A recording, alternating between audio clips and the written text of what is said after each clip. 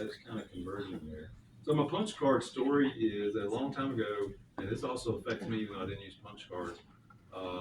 In your first class, did you talk about like flow charting or anything? Okay, okay, so this is what you know. So I'm not big into flow charting, but here's the deal.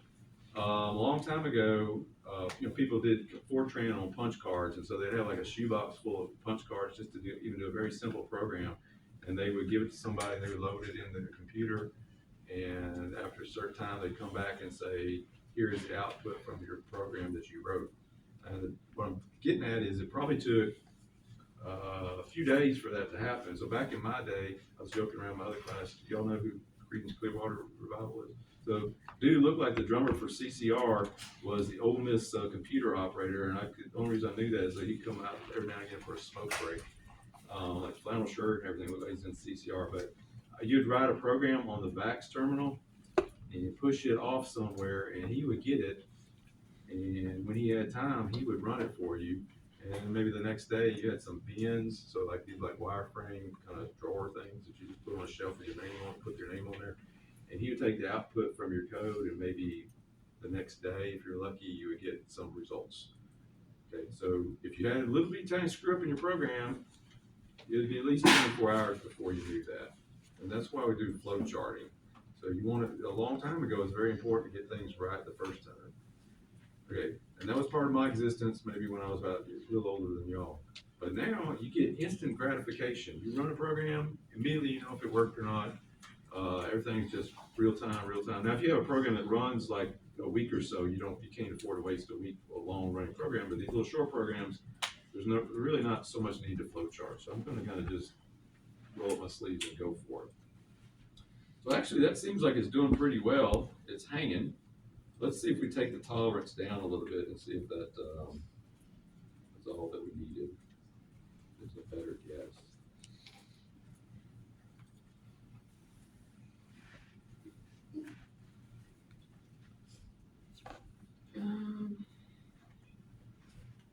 Maybe it's a little better.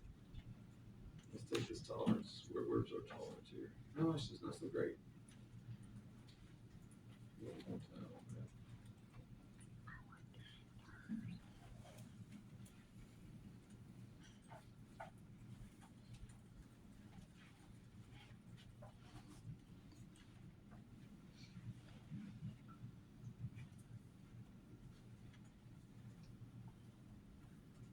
So that will print to the screen. We'll kind of see what's going on with it. Maybe I got our tolerance running negative here.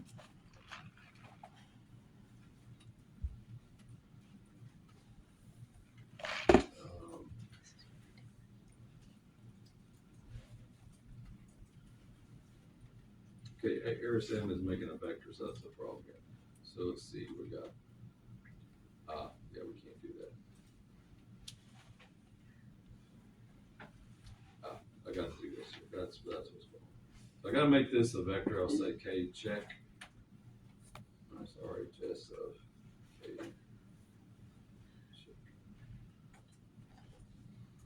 Now we should be in a different boat. You'll see what happened there.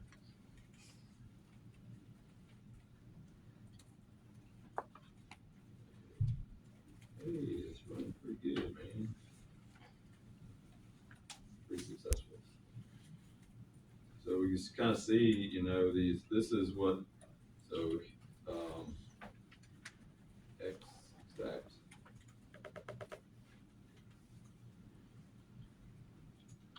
It is that, and here's our X. Pretty sweet. We'll probably drive that tolerance down just a smidge, see if it does a little better, but that's, as I say, close enough for government work.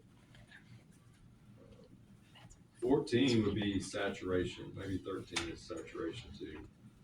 So you only have about 14 digits in base 10, maybe 15 that you can work with.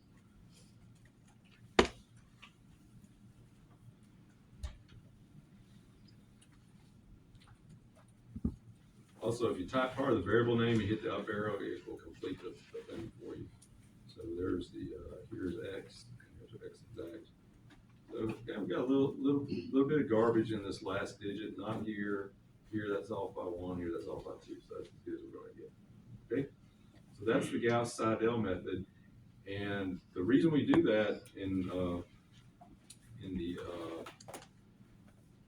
when we put in the Crank-Nicholson is that at each time step, we got to solve the system. And if we are pretty close to where we were on temperature, this is pretty fast. Y'all saw how well it did. We had the